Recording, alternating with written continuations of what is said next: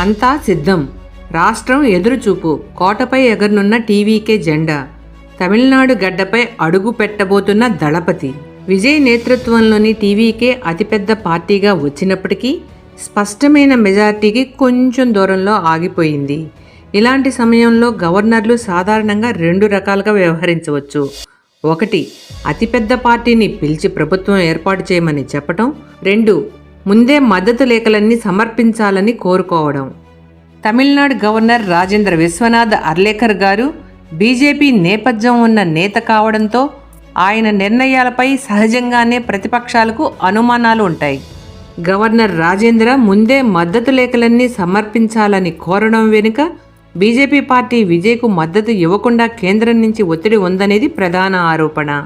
ప్రస్తుతం విజయ్ ప్రభుత్వం ఏర్పాటు చేసే క్రమంలో గవర్నర్ రాజ్యాంగబద్ధమైన స్పష్టత కోరుతున్నాం అని చెబుతున్నప్పటికీ అది కావాలని జాప్యం చేయడమేనని టీవీకే వర్గాలు భావిస్తున్నాయి.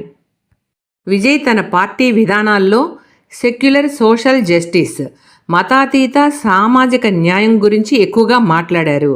ఇది బీజేపీ హిందుత్వ ఎజెండాకు భిన్నంగా ఉండటం కూడా ఒక కారణం కావచ్చు. ఫైనల్లీ ఎన్ని అడ్డంకులు ఎదురైనా గమ్యం చేరే వరకు వెనక్కి తగ్గలేదు విజయ్.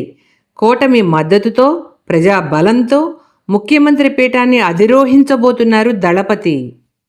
నాయకుడు సిద్ధం, సైన్యం సిద్ధం, ఇక పాలన మొదలు. జన హృదయ విజేత విజయ్.